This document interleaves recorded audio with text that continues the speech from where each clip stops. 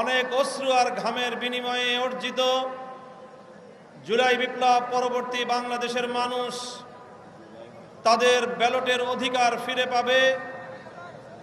কিন্তু দুর্ভাগ্যজনকভাবে 12ই ফেব্রুয়ারি মানুষের ব্যালটের অধিকারের সাথে নির্মম তামাশা করা হয়েছে। সারাদিন শান্তিপূর্ণ নির্বাচনের প্রকাশ্য নাটক সাজিয়ে সন্ধ্যার পর থেকে সূক্ষ্ম ইঞ্জিনিয়ারিংয়ের মাধ্যমে টার্গেটকৃত ব্যক্তিদেরকে জাতীয় সংসদে যাওয়ার পথে প্রতিবন্ধকতা সৃষ্টি করা হয়েছে। ডিপ স্টেটের এজেন্ডা বাস্তবায়ন করতে বাংলাদেশের জনগণের অর্থে লালিত প্রশাসন ব্যবহৃত হয়েছে। চুল পড়া অনেক কমে গেছে। থ্যাংক ইউ মা। চুলের ভিটামিন জুই মাল্টিভিটামিন কোকোনাট অয়েল।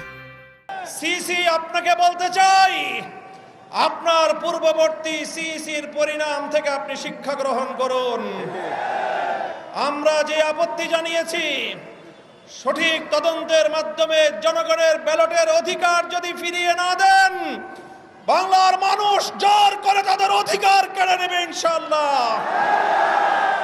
আপনাদের এই প্রহসনের প্রতিবাদ করার পর গোটা বাংলাদেশ জুড়ে আমাদের 11 দলীয় নির্বাচনী ঐক্যের নেতা কর্মী সমর্থকদের উপর যেই পৈশাচিকতা চালানো হচ্ছে, আমাদের বোনদেরকে ধর্ষণ করা হয়েছে, আমাদের মা বোনদের শ্লীলতাহানি শুধু নয়, তাদেরকে শারীরিকভাবে লাঞ্ছিত করা হয়েছে, আমাদের বাড়িঘরে অগ্নিসংযোগ করে বাংলাদেশে আবার নতুন করে ফ্যাসিবাদ ফিরিয়ে আনবার পায়তারা চালানো হচ্ছে। মনে রাখবেন, রক্ত দিয়ে যে জুলাই বিপ্লব হয়েছে, সেই বাংলাদেশে আর কোনোদিন ফ্যাসিবাদ ফিরে আসতে পারবে না ইনশাআল্লাহ।